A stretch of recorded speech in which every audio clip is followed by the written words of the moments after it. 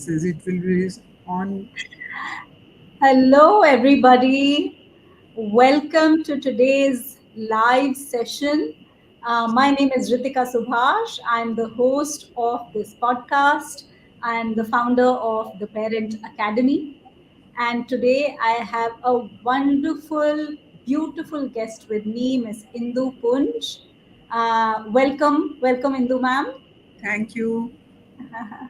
So I'll Thanks a give a lot. brief introduction of yours for the benefit of our listeners. I know you are definitely a big personality and you've been doing some amazing work, and I know about you. I've been following your work, but for the benefit of all of those who are joining in from all of our communities, I'd like to do a brief introduction. So Miss Indu is a trainer and a counselor, and she has more than 2 decades of experience in the education sector. She's worked in the DPS system. She's worked as the ex-director and of teacher training at Katha. She was also recently in a project with IIT Delhi for the Disha Kiran Wellness Project. And of all things, I love the fact that she started and founded her own organization called Stories Matter. And boy, do they matter.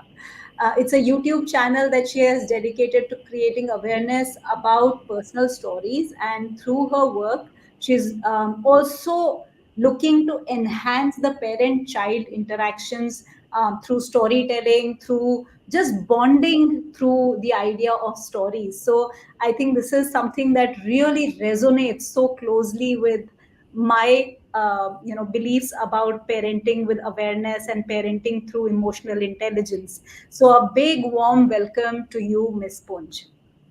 Thank you so much, Ritika. It's an honor to be here with you on sharing your platform, and thanks for your kind introduction. Yes, I have also been equally, been following your posts, and we do have some similar connection when it comes to bonding with the child. I think as a parent academy or through stories or through psychology. So the mission, or I would say the passion, is quite common.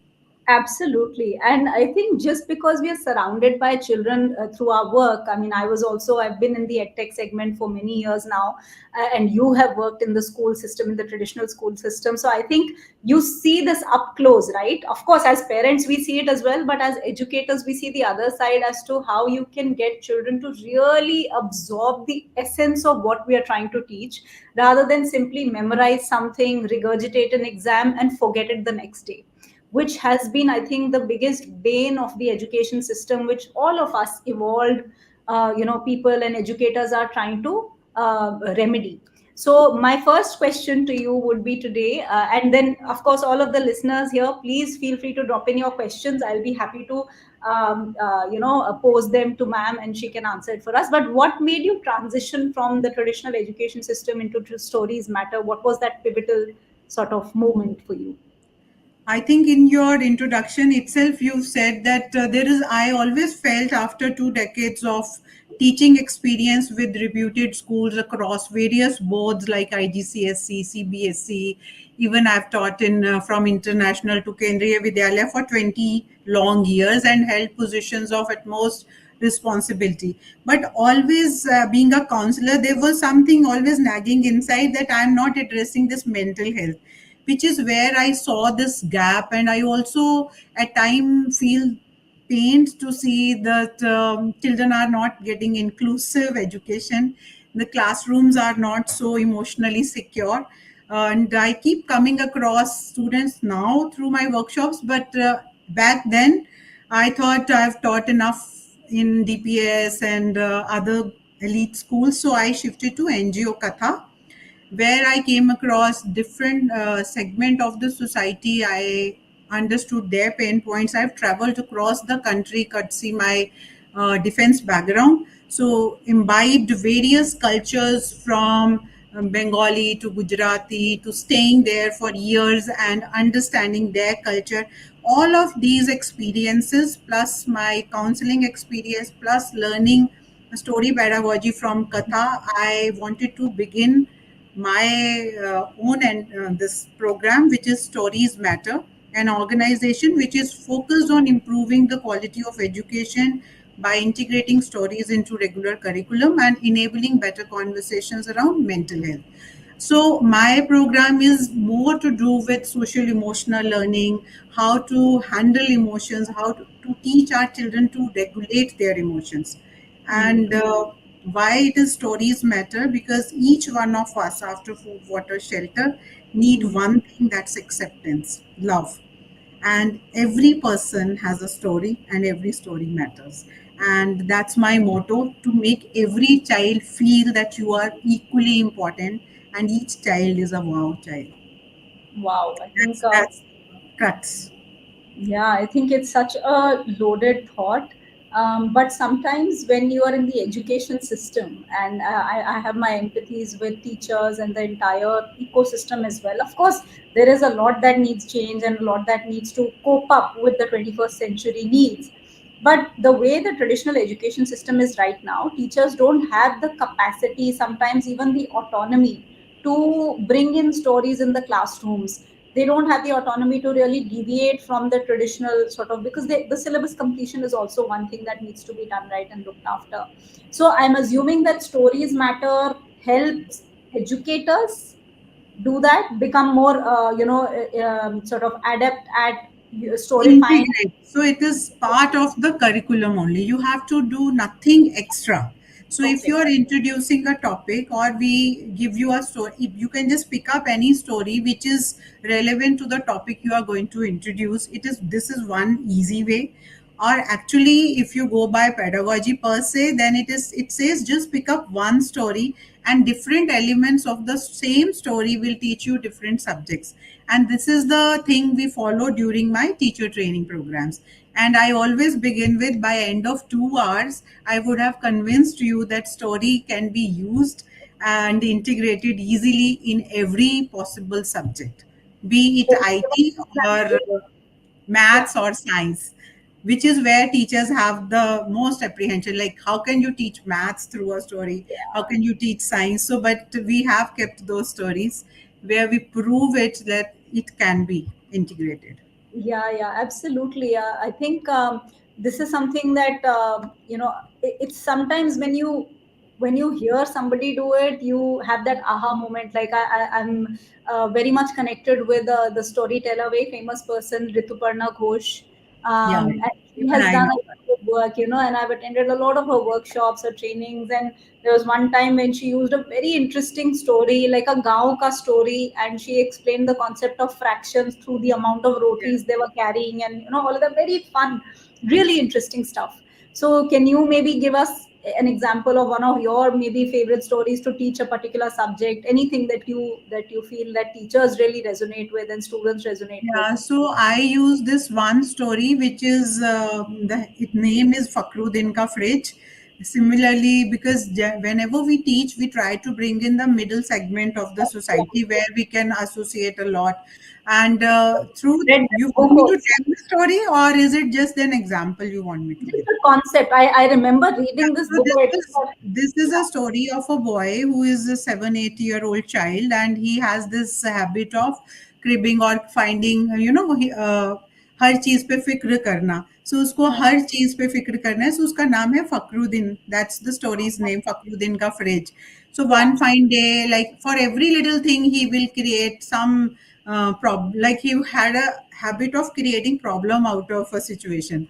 So yeah, then yeah. they actually have a situation, and how his parents, they motivate him to find a solution to his problem. And Hmm. through this story, how it begins from, like when we talk about ये stories from Bhopal का गली number 3 station के पास घर. So how the context and the stories is set, and Yeah. then talking about different sources of light where you bring in science, then there is adaptation in this, and then talking about refrigerator, food preservation. So this part of the story will teach you that where can you bring in science, and then how he utilizes those 20 rupees to buy one matka, which he eventually believes that okay, finally he has found a solution to his problem, which is Hmm. buying a matka, and having water, matka water is equally good. So this is how, through the segments of the story, if every teacher understands okay, so this is teaching science, this is teaching us language, this is teaching us values, or also it is connecting you with life skills where Yeah, you are learning to accept the way you are and how you learn to solve your problems. So yeah, every story eventually leads to solving an issue. So yeah. this is how one story kind of connects you with every possible aspect of life. Yeah, yeah. I think this is the revelation that I had when I started thinking about stories. So when my son was born, I started thinking about things like emotional intelligence. How can you? I mean, I've never been a big fan of moral stories. Somehow, those stories which end with "this is the moral of the story," I used to find that it is too limiting because there are so many interpretations. There's so many ways to look at a story. You know, so tod marod ke you can really do a lot. And I'm a big fan of picture books. I don't know if my son loves them as much now, but I thoroughly love them. And when I started reading out to him, I felt that there are very few of the Indian authors that we really look at, no, unless you go for a Pratham or any kind of Karadi Yes. tales and publications and all of that. Most of them were your Julia Donaldsons of the world and all of that. So that's a very set pattern, right? A parent hai to usko ye books padhana hai. So, in fact, the first book that I wrote was actually titled Let's Talk About My Feelings. It was a picture book where I took 12 different scenarios that are very relatable. Things like a new sibling coming into the picture, things like, a single mother who's cooking up so many things and the children are making a mess. You know, things like a child who has long hair and he's being bullied in school, right? All of these are very relatable things. Or a new child coming into the class, and how do you include them rather than make them feel excluded. And the idea with open-ended questions, I feel every story ended with an open-ended question. I think that was the biggest Yes, the crux of the whole idea, that you let the child speak and let them develop their emotional vocabulary. uh, you know absolutely. so I think that's a big part of what you have done at Katha and now at Stories Matter as well. Yes, that's you have exactly nailed it. Like, we don't say what is the moral of the story. It's an obsolete way of telling a story. Let Yeah. the child take out the moral. What is he or she? What has he gained? What is his perspective from the same story, and what he wants intends learning? So we leave it open ended and let the child decide. So we never say moral of the story क्या है या आपने क्या सीखा. Yeah, exactly. In fact, I was thinking when we were in school many years ago, there used to be this whole subject of moral studies, right? At least at some point, maybe even before my time, there used to be this moral studies, which doesn't really happen now. It's not like part of the core curriculum. But I was going through this video of one of the Japanese school, which what they do is they do a lot of this scenario building, and they do role play in the sense that, for example, they'll give you a question, and that question will be very relatable. So for example, one of the questions I heard was that you've got your assessment report, and in that assessment report, you are the top scorer, so you're the student in the class. But you go back home and you realize that your teacher has given you extra marks, and you did not answer it correctly, and you got a totaling error and you got extra marks. What would you do in this scenario? So essentially making them think that it's a moral Think. dilemma, right? Yeah, that you want to sit in that glory of being the top scorer, but something is gnawing at you that this is not something that you deserve and all of that. Simply doing something like this will teach so many different things: life skills, communication. And as educators and as parents also, we need to stop looking at subjects in silos, कि maths पढ़ रहे हैं तो maths ही पढ़ रहे हैं भाई, maths का daily day to day use क्या है, how are they using it. And I think stories are a great way to bring that out. What would you say about that? Yeah, you are absolutely right. And also, when we just talk, like, बच्चे से आप सिर्फ ये पूछ रहे हो, how was your day and what, how did it go? Instead, ask them leading questions where they can explain the activities they have done. So we don't say story is just a story per se. Anything which where we are using a narrative to explain a situation, that becomes a story where you are sharing knowledge. Like, when a child talks to you at the end of the day about his or her day and what activities did they involve, themselves in. That's also they are learning to tell you stories, and Hmm. being present with your child and be available and getting emotionally connected, and then taking the conversation forward for the next day. Okay, yesterday you did this, and then you can understand where is your child, at that what level. So I think stories help us a lot, not only just in learning new things, also introducing new concepts. I can, as we move forward in our conversation, I like to give few more example through books. Absolutely. Please go ahead if there's something Yeah, that is. so these days the biggest problem parents are facing is screen time, and the kids are glued to screen in whichever form, be it cartoon or be it the elder ones are watching different stuff, and they are already on Insta and Facebook and watching those reels. So there is a very cute little story, Chicken Clicking. So this Hmm. is she gets into the habit of being on internet, and she starts doing online shopping. And once she starts shopping, she's ordering stuff and buying different kinds of things, and not only ordering for herself like 50 bags, 100 this shoes which she doesn't even need. So different things have been highlighted. When you are ordering online, you do it mindlessly. You don't even feel that whether I need it or not. You just see something get lured and then you order it.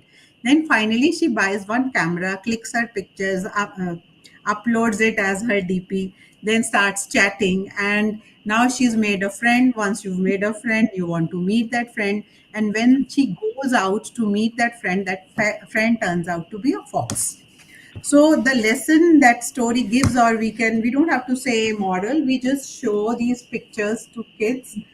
And the moment I even tell these stories to adolescents and I say the person turns out to be fox, how do Hmm. you ensure who's the person you are talking to?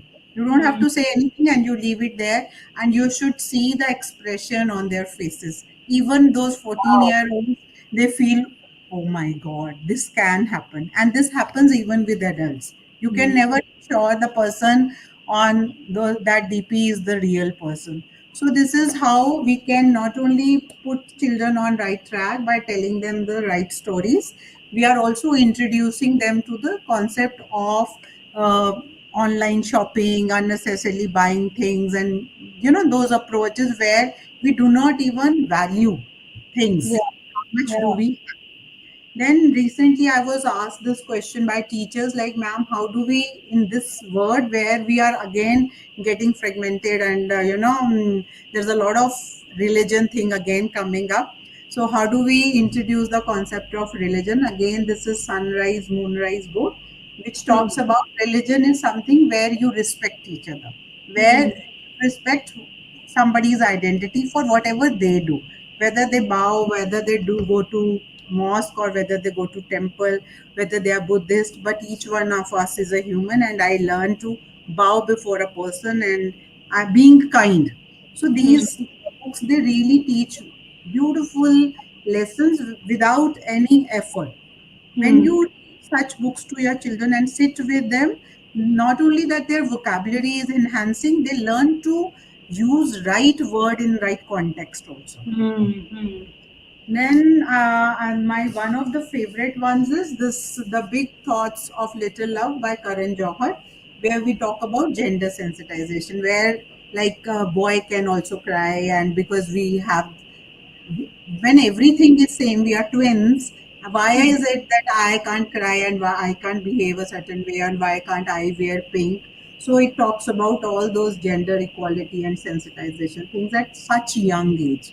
When Hmm. you talk such things, I'm sure we leave children with the thought, yes, we can all do whatever we wish to. And we don't have to attach any gender to it, Hmm. irrespective of he or she or whosoever. Anybody can do anything, whatever they like to do. Yeah. Then we talk about, this is my one of the most talked about book.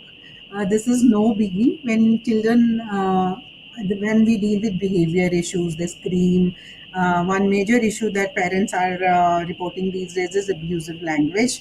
Parents, they say कि बच्चे school से सीखते हैं और school कहते हैं घर से सीखते हैं. Hmm. Actually, if you see social media, Netflix, if children are picking up those words, so everything about behavior.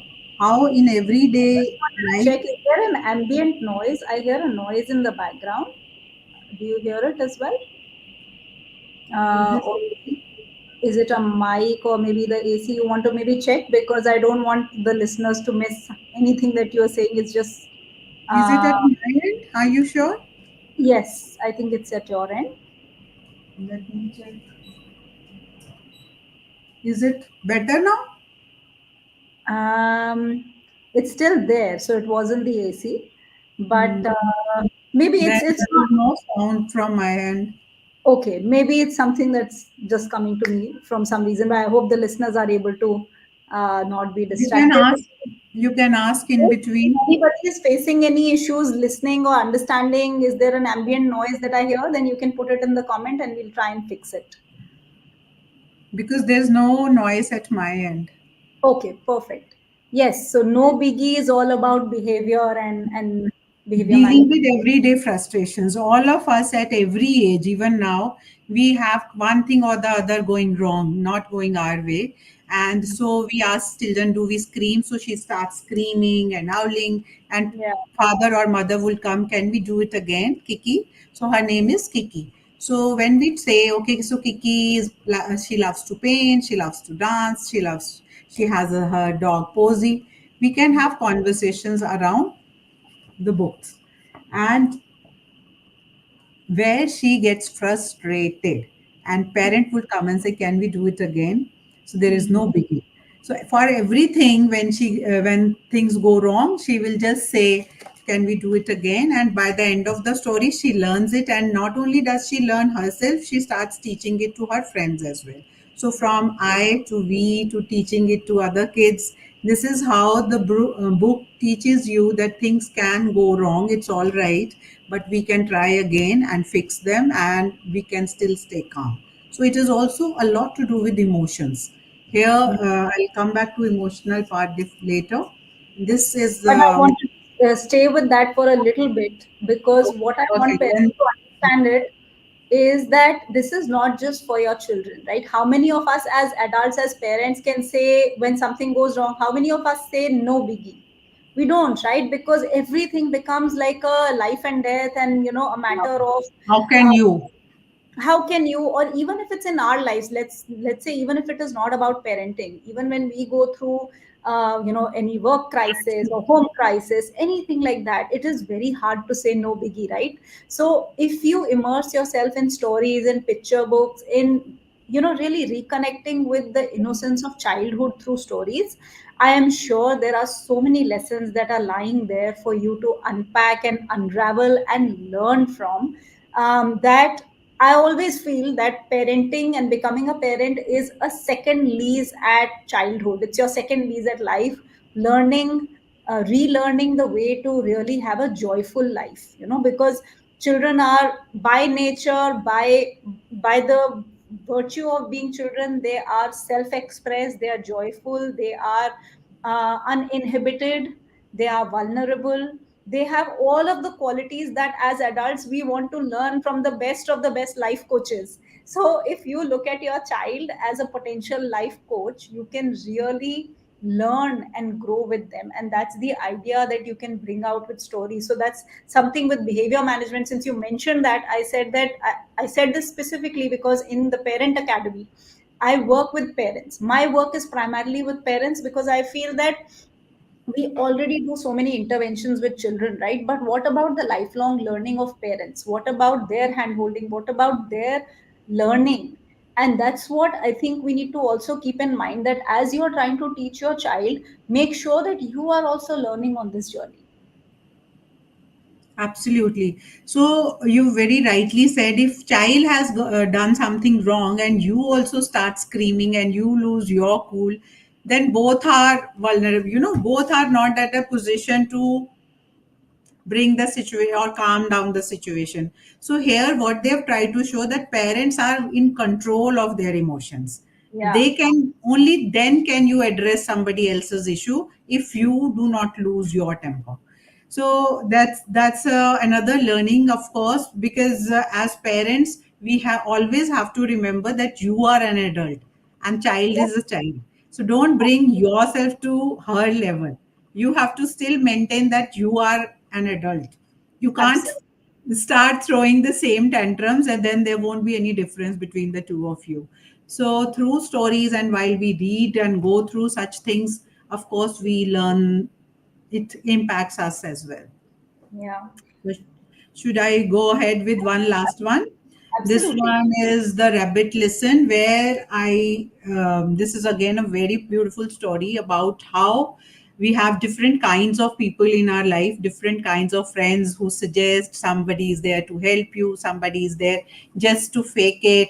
But who's a person like Rabbit in your life? The ones who listen to you, who are compassionate listeners, who are there, who are empathetic. They are there in tough situations. They may not be solving it for you, but they'll ensure that they are with you during those tough times. So I generally tend to ask students, are you a rabbit? When you expect somebody to be a rabbit in your life, so how many qualities as of a rabbit do you have?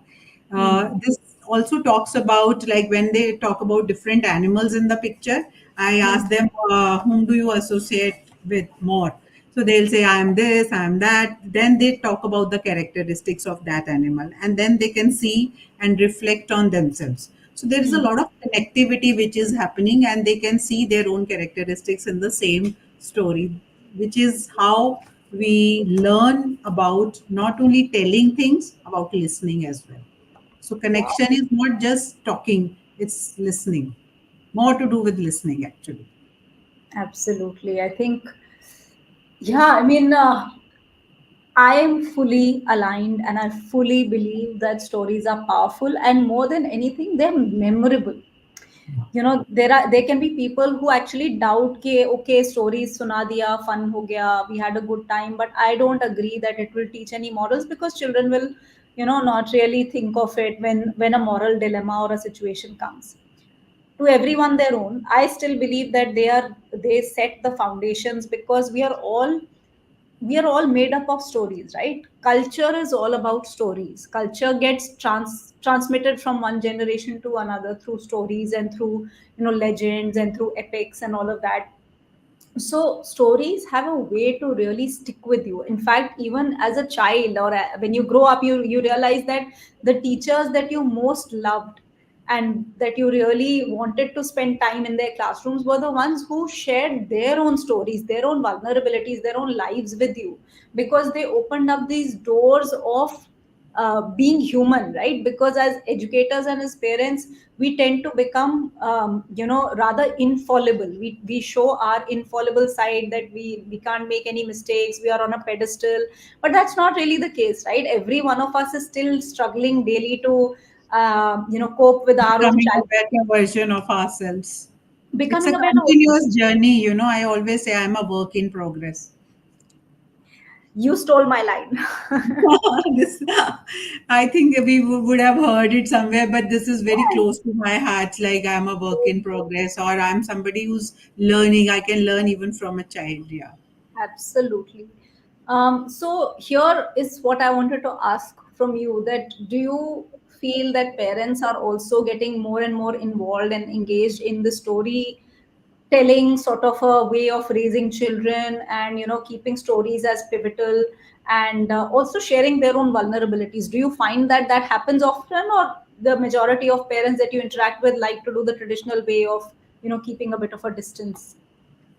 See, as you've just asked me, I deal more with students, and students have all complaints where and more of, I'm dealing with adolescents. So they will always tell me one thing, that our parents don't listen to us. I rather have a message for parents: when Yes. you replace apps with your laps, it's better you have them in your lap and tell them stories, beginning with bedtime stories. My daughter is into publishing, and she is an avid reader, and she only talks about books, like 3,000 books a year, or reviewing books, and she's working with authors, helping authors write this. So every person asked me, how did she get into the habit of reading? I said, I don't remember. It came so naturally to her because I was always reading to her. It was reading stories, started with bedtime stories to otherwise getting a book to sit and read with your child. When you Mm. give time, attention, you are there. One more thing, Ritika, I want to mention here. When you make your child sit in your lap and read a book with them, there is Mm. a bond, there is a neural connection, a child is building. That's Mm. going as a mother child dyad or grandchild also, but then they feel secure. They Yeah. feel that this attachment style is secure attachment style where they feel loved, accepted, and that is only their time. Don't Mm. replace with any gadget or TV or a show or taking them out to some zone. You feel that okay, kids have to be entertained all the time. No, they don't need to be entertained. They need your time. And every time you spend time with them, that's quality time. There is no such thing as quality time. So when Mm. parents read out stories to their kids, there is a bond. And Mm. trend is changing only with the ones who are educated themselves.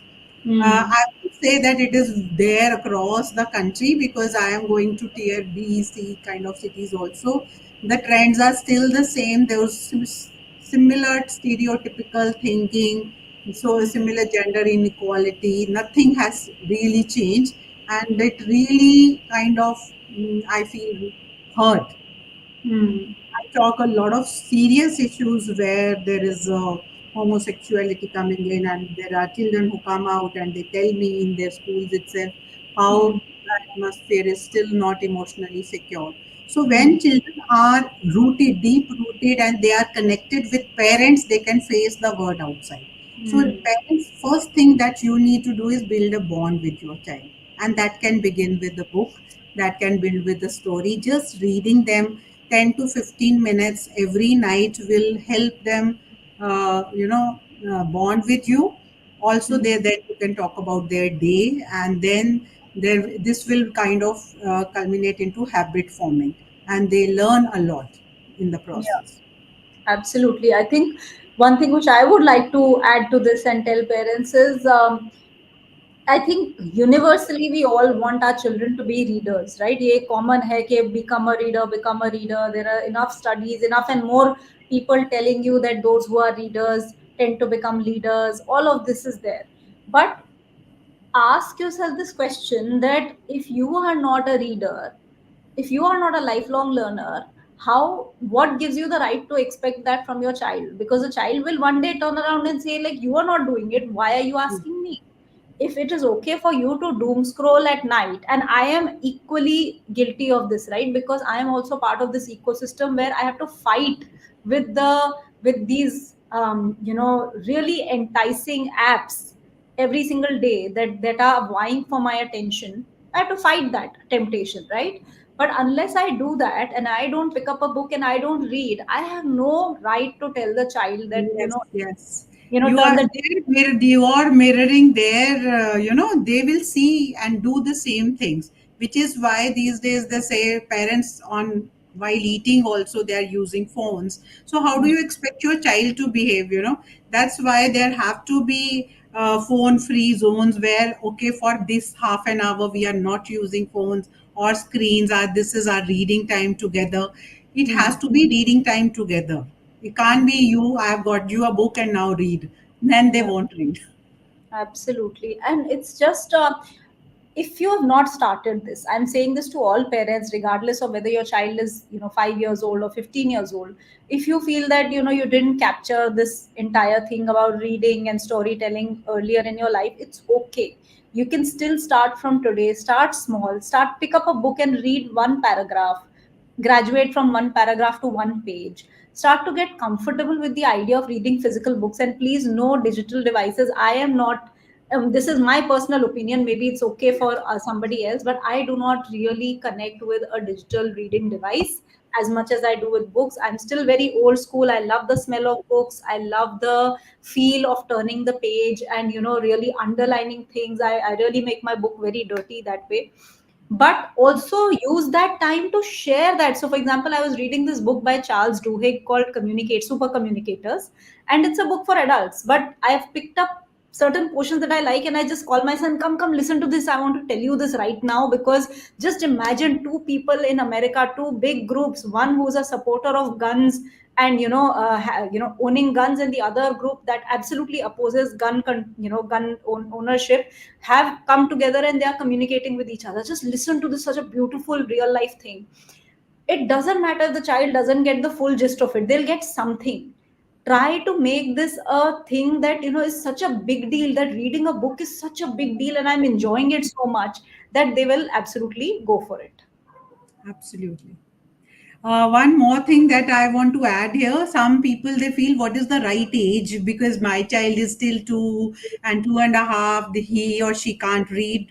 Babies, they can get, accustomed or they can used to what you start doing with them. So with my daughter herself, like I started when she couldn't read, but you can open a book and talk about illustrations and show them. Just talk about it, and when you'll use these right words, those words they get ingrained, they get stored in their long term memory, and they will start using that vocabulary in their conversations. Because otherwise you will see parents who don't read books to their children, their vocabulary is very limited, whereas a child who is well read from even from his or her parents, they can use fluent good high vocabulary. That's how books can change the way you express yourself. And in order to actually do it effectively, my suggestion is do it without any expectations, because Huh. you don't know what this is going to lead to. And I'll give my personal example. Of course, as a new parent, 10 years ago, I started with the board books, the small board books. Then we graduated to these picture books and explaining the imagery and all of that. Then graduated to the phonics books, the Osborne phonics books. We did that. Then luckily for me, I came across this service in Delhi. I don't know if they're still there, but it was a online library. So I could basically order 4 books at a time. The books would be delivered to my home, wrapped in newspaper. I could read them. Whenever I'm done reading them or my child is done, you can click on return and the next 4 set will come to you, the ones that you've put in your cart. I did that for I think 2-3 years. It was a wonderful time because I never had to buy these books. I was just like, it was an online library coming to my home, reading. It was totally, And totally. also the excitement of receiving new books, and it's always there is something to look forward to. Absolutely. It used to be, I mean, my thing. The only reason I stopped is, and I'll be very honest, is that when it came the time to return the books, we used to scramble because as kids, you put the books everywhere here and there. And I used to like really get panicked, like, where is this book? Where is that book? And I was like, okay, if unless I'm sorted about this and I keep them properly, we'll pause it right now. But these kinds of services, please find them in your city, and they are so worth it that you're not collecting all these books, you're not hoarding books, you're still exposing them. And again, at that point, I didn't know what this is going to lead to.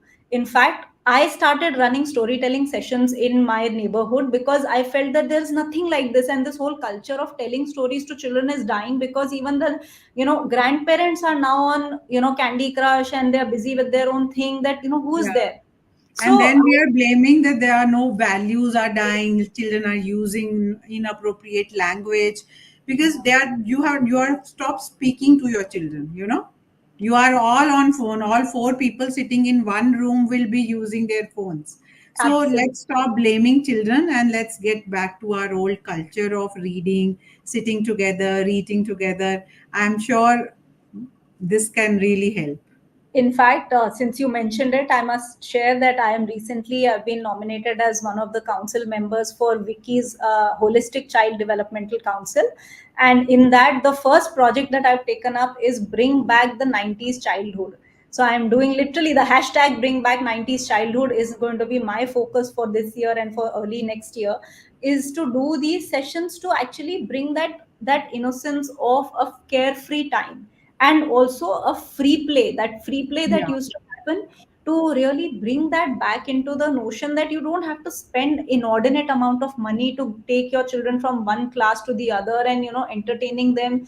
It's not needed. You can actually upskill yourself and let the child learn from you or learn from the world around, like let them do free play. And Experience.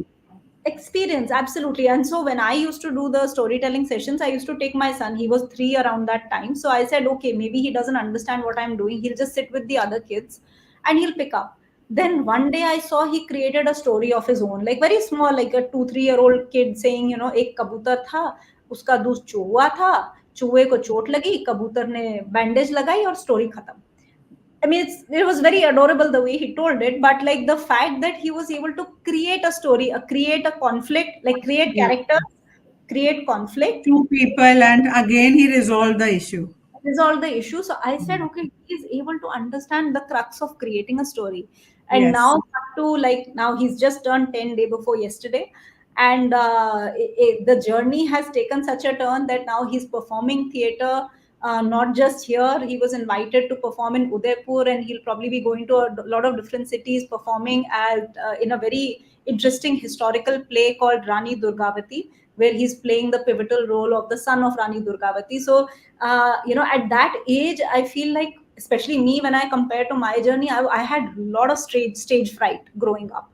I never had the courage to go and perform, and I'm like, oh my god, I have to attribute this to something, right? It can't Yes. just be anything, it has That to. that's a very important point, Ritika. Here, like when you talked about stage fright, we say second fear after death is facing the public speaking.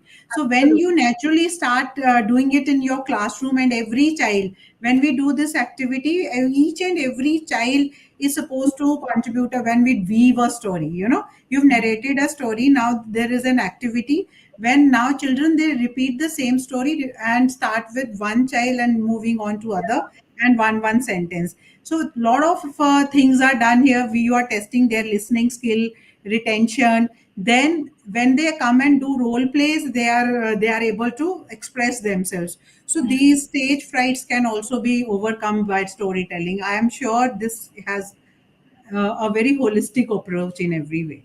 Absolutely. And one thing that parents need to understand is, and I have full empathy and full understanding that parenting is very challenging. I am nobody to sit here and comment on anybody's parenting because everybody's situation is very unique. But fundamentals don't change, right? At one point when we were growing up, or the era before us, there was a lot of struggle socially. There was a lot of struggle to perform in society, to have certain basic status in the society, to be able to do that.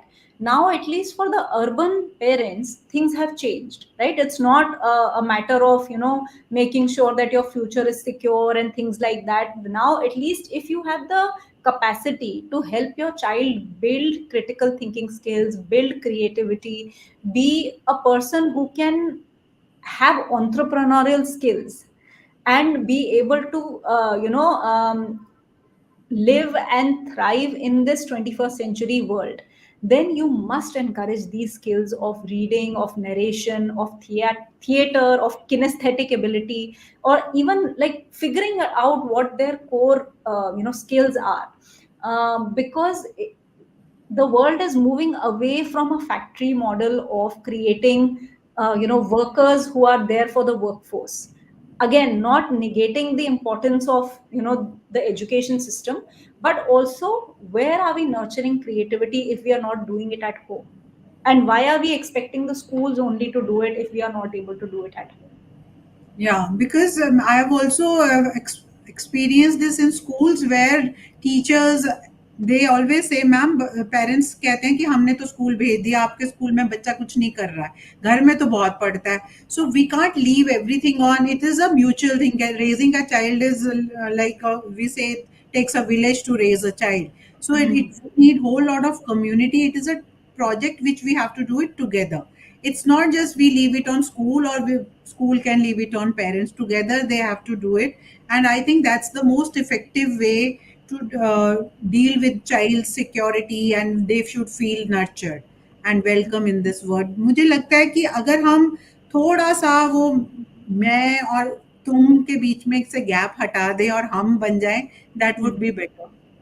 Beautiful, beautiful. I loved what you said. I also loved, I'll reiterate for the parents who are listening, for the educators, that you have to replace your apps with your labs. That's a beautiful thing that Indu ma'am said.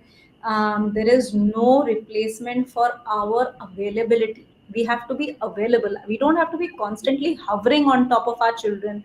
We don't have to give them everything that we didn't have growing up. This is another guilt that I see in a lot of parents, that we didn't have these access to, a video game or this You're growing up. So providing all the time, excessive, you think that my child shouldn't have anything less.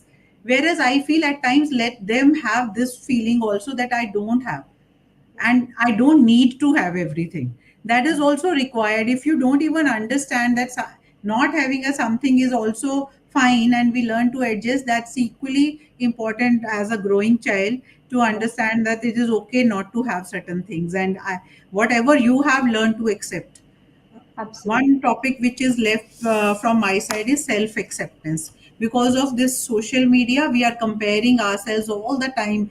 Like, she has this way of communication, she's so confident, and I can't speak the way she can. Like, sitting here, also, I can get into that mode.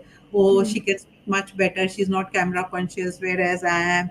So, we have to accept ourselves the way we are. I am full of flaws, but I accept myself, and I'm working on myself every day. With every new uh, work, or with every new lecture, maybe I'll become better. So children are into a lot of complexes. They feel a lot of inferiority, not only in their classroom, in the world around them. So they are Hmm. always in the struggle of changing themselves for somebody else, Hmm. which again leads to a lot of wrong things. And self acceptance can again be taught very well through books. That's Wow. Stories बहुत cute इसमें stories होती हैं. As you talked about प्रथम, उसमें Hmm. मैं एक छोटी सी 2 लाइन की स्टोरी में Yes, yes, सुनाती हूँ. There is please. This girl, no, भेड़, there is this, she is मटको, and she is very fat. तो वो जो जिसमें रहते हैं, वो बड़ा छोटा सा दरवाजा होता है. So she is Hmm. Not get into it, and everybody suggest her do riding, do yoga, you cycling. और वो बेचारी रोज कर रही है, क्योंकि आज मैं साइकिलिंग कर रही हूँ, आज मैं योगा कर रही हूँ, फिर मैं स्विमिंग कर रही हूँ, पर वो पतली नहीं होती. So and Hmm. Of the day, थोड़े दिन गुजरते जाते हैं, तो एक दिन वो सब बाकी की भेड़ें आती हैं और देखते हैं मटको आराम से अपने बाड़े में सो रही है. एंड दे आर सरप्राइज कि आज मटको भेड़े में इसके अंदर कैसे चली गई, Hmm. बाड़े के अंदर. तो देख कि क्या किया मटको, स्विमिंग करने से पतली हुई, योगा करने से पतली हुई, एक Hmm. जॉगिंग करने से पतली हुई. कहती ना, मैंने बाड़े का दरवाजा खुला कर दिया कल रात में, औजार लाई और मैंने बाड़े का दरवाजा खुला कर दिया और मैं मस्त आराम से सो रही हूँ. So Right. basically, what they are trying to tell you, accept yourself. Not that you don't have to work on your fitness or something, but Hmm. don't get affected by what others think of you, or how Yeah. they perceive you. So I think some certain lessons are very easy to teach through stories. Yes absolutely, and specially जिसे कहते हैं ना कि जैसा problem वैसा solution. अभी हमारा problems ही इतने सारे हैं, और मेंटल हेल्थ के जो इश्यूज हैं वो इतने ज़्यादा हो गए हैं, because we have disconnected from the way evolution has happened in the last 20-30 years. The access to social media, the access into everybody's life, into everybody's day to day happening, is so different from what our brain has evolved to consume in terms of information, that we have to create the right coping mechanisms. And stories, or slow living, or conscious living, or decluttered minimalistic living, these are the ways to cope through it. Less is more, I think, is going to become the next mantra which we have to follow in terms of consumerism, not in terms of love. Love तो जितना है उतना express करो, उतना दो, उतना करो. बच्चा कोई स्पॉइल नहीं होगा if it's genuine love and you're not spoiling the child. But less is more in terms of giving, and don't be in this guilt as parents. This is my request to you, that you do not have to be in guilt. Whatever is your situation, try to cherish that and have gratitude for that, because unless you do that, your child will not do that. If you are constantly in a state of lack of abundance, then the child will also feel that they are not abundant in the blessings that they have. Since you mentioned this story about the sheep, मुझे उससे एक कहानी याद आई जो मैंने लिखी थी. This is one I have not published, but it's again about sheep, and here the story is about accepting your uniqueness. So इसमें Hmm. क्या है, there is a sheep. So this is a fictitious sort of city or a world where the sheep are of different colors. So it's not just a white sheep, उसमें different colors के लिए. तो इस जगह पे कोई violet colour की sheep है, कोई बड़ा सुंदर पिंक है, Wow. Pink, all of this is there, and then there is a मटमैला सा ब्राउन कलर का sheep. Now when the shearing happens, so shearing has to happen for the sheep, right, ताकि उनका सारा एक्स्ट्रा कोट निकले और उससे वूल के स्वेटर्स बनेंगे. तो shearer comes and he shears all of the other sheep but not the matmela one, because he's like, ये वाला स्वेटर बिकता नहीं है, this color doesn't sell. So of course the brownie who's the sheep, she feels very bad कि सबको share किया, मुझे नहीं किया, and the only one felt left out. And ऐसा स्टोरी चला. अब उसके बाद उसी साल winter came in early. Now when winter came in early, the other sheep did not have the opportunity to grow back a little bit of fur, so it became very difficult for them to survive. And so everybody came and huddled around Brownie, and basically that sheep was the one who helped the others thrive as well. So again, the idea being that आप इन visualise, अभी मैंने जो भी बोला, आप लोगों ने कुछ विजुअल इमेज बनाई होगी अपने माइंड में regarding this colourful sheep and all of this. ये विजुअल्स जो है ये रह जाते हैं. लाइक आई सेड, ये हमारे अंदर एक पिक्चर्स बनती जाती हैं. I can see some people are putting in comments of sheep itself, so it's very sweet that people are listening to this. So this is very important. No इसके ऊपर एक आप जो बार बार ये कह रहे हैं ना कि रह जाती है, इसका पूरा there is a research being done that stories leave an impact and the retention is much longer because there is an emotional connect there. If you give 3 hours of presentation and in that there is just a 5 minute story, people will remember only that 5 minute story. And there is a research on this that a group of students, they were shown, one group was shown a story of a father whose son was suffering from brain tumor, and they were asked for donation, and the other were just told that we need donation for somebody like this who needs your help. So one was shown the story, the others were not shown, and they were just told. 90% of people who saw the story and they felt it, and there was an emotion being connected of helping a father whose son is suffering, they donated, and the rest of them, the ones who had just heard the thing, they did not. So only 7% donated in that. So they have proved it in Stanford, and it has been proven that it there is a neural connection with the story, and you tend to feel it. Do you tend to empathize with people more when you read stories? Because when we talk to children about abstract concepts like honesty, truthfulness, then we talk about compassion, self love, वो नहीं समझ सकते कि ये क्या मतलब होता है. पर आप छोटी सी स्टोरी सुनाओ किसी डॉग की, कैसे उसके लिए वो उसको केयर करता था, तो बच्चे फट से समझ जाते हैं. This is how stories can make things easy for children to comprehend. In fact, since you mentioned that, मुझे एक बहुत ही अच्छी कहानी याद आई. This was when I'd written my third book called Owlie and Pecky. तो I distinctly remember कि इसका concept मेरे दिमाग में कब आया था. I was putting my son to bed one night, and there was outside there was a lot of the choo choo some noise of a bird. अब मुझे पता नहीं कौन सा bird था. तो while putting him to sleep, I said, okay, I'll tell you a story. तो मैंने उसमें एक owl लिया और एक woodpecker लिया. अब उनकी स्टोरी ऐसी बनी कि वो स्टोरी मुझे बहुत अच्छी लगी. So when my son went to sleep, I went into the other room and quickly noted down कि क्या मैंने बोला, because I would forget in the morning. Just write it down. Today that story is now into a book called Owlie and Pecky, which is a book on accepting conflict and diversity. Because story क्या थी कि owl जो है, owl और woodpecker एक they stay in one tree. The owl hoots all night, so the woodpecker can't sleep. And in the morning, when the owl is sleeping, the woodpecker is pecking, so the owl can't sleep. Now both of them are at loggerheads. That what is happening? You go. This is my tree. This is my tree. Both of them are fighting. Beautiful story. Beautiful, right? And it just came. So it is accepting, appreciating similarities and respecting differences. Absolutely. And how did that come about? The hero of the story is Sherlock the peacock. Sherlock the peacock comes, and he's the wise old peacock who's been listening to them quarreling, and he basically says, okay, you think you don't need each other? Let me ask you this. Do you know, he tells the owl, do you know that the house that you live into was actually built by the woodpecker? With And his he asked, with the pecking. And this is actually true. I did an entire scientific research Research. and understood that this is what happens. The owls live into the holes that are created by woodpeckers. And then he asked the woodpecker, do you know that you are safe, because at night when the leopards come and they are there to hunt, because of the Mhm. owl hooting, the leopards actually pass through. So then the Sherlock makes them realize that you are actually codependent and you think you don't need each other, but this is Yeah. so. Think about it. What are the different ways Interdependence. you can talk about sibling rivalry through this? You can talk about religious differences and people's preferences through this. There are so many different topics, topics that you otherwise can't broach. It's very difficult to talk about these things, but with stories you can become so it can Yeah, become. so one aspect which I really wish to mention here to parents as well as educators is about emotional regulation.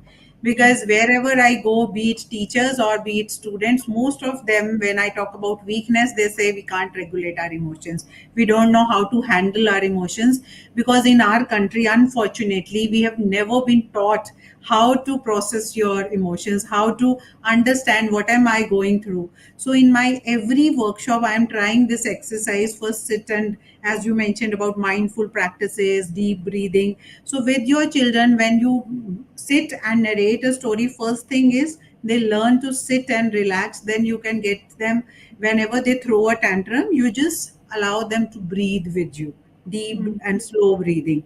So bringing their conscious awareness to this moment and then making them aware of 5 4 3 2 1 rule. If you wish to learn, we can have a separate conversation for that. So it is not just one story which is happening, there are a whole lot of things around it because their emotions are settling.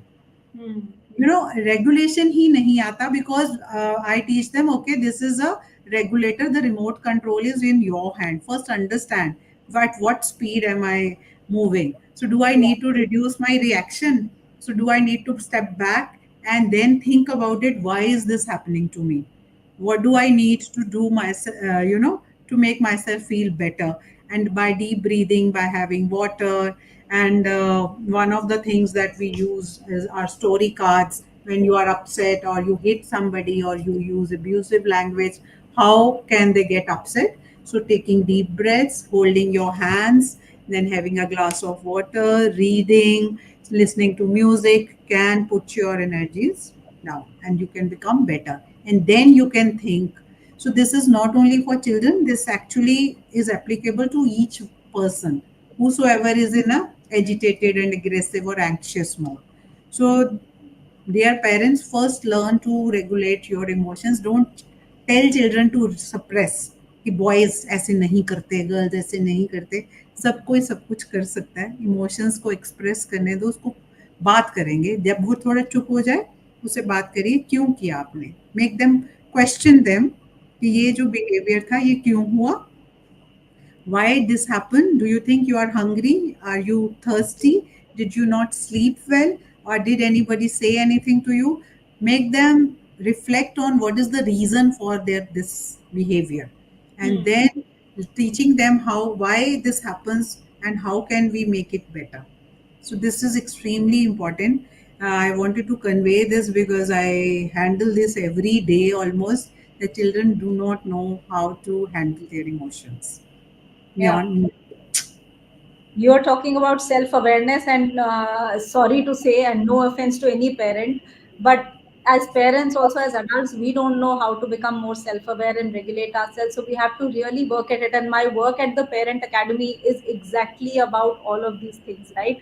I've left the link, which is theparentacademy.co. Anybody who wants to look at coming into the journey of self improvement, self awareness, regulation of emotions.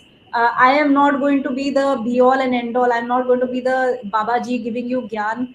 You are going to learn from an ecosystem. So the entire Parent Academy is an ecosystem of parents who are in the same boat, who are learning from each other.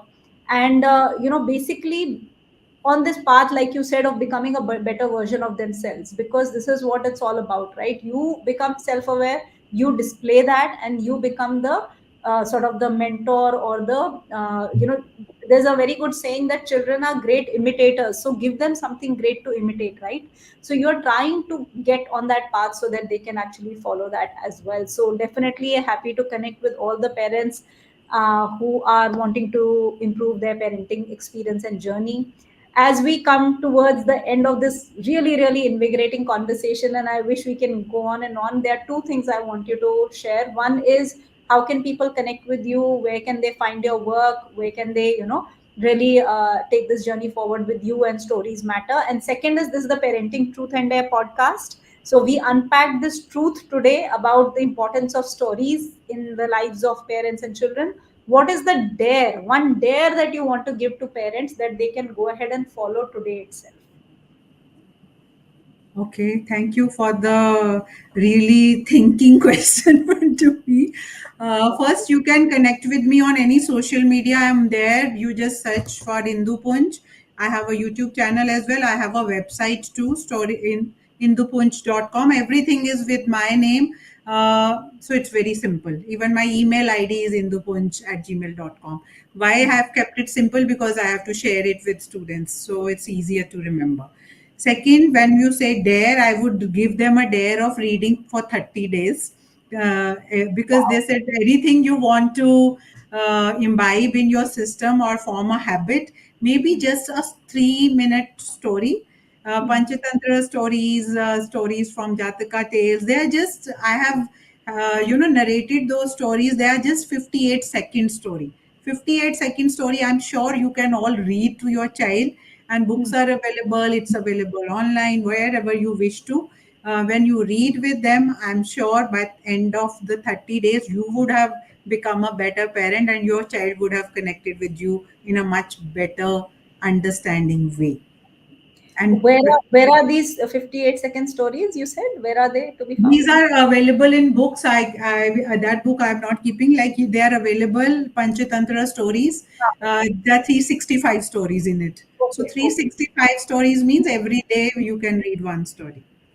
That Lovely. way you have various kinds of books where you can just pick up and choose, and while telling a story you can also keep it in mind that your child, if she is fond of talking about dogs or Hmm. planes, or if you pick a topic of their choice, they'll be even more interested in listening.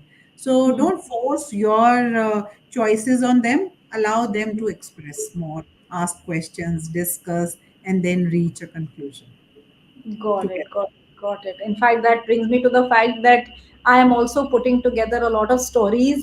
So actually, I grew up listening to Preeti Sagar's audio stories. I don't know how many of you know, but in that time, Preeti Sagar used to record those cassettes. We had those cassettes, and we had a lot of stories and poems and things like that, and even Hindi stories and stuff like that. So I want to bring back that era. So I'll be recording a lot of audio stories for parents that they can actually either put in अगर बच्चे को headphone देना ही है तो let them listen to the story before going to bed rather than watching anything, or you can listen and narrate themselves. So watch this space for more.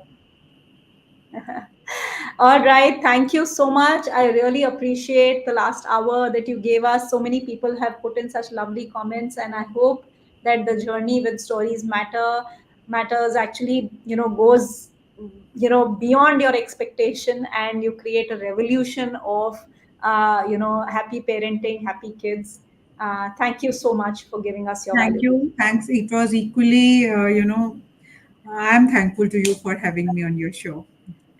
Thank you, and have a great day ahead.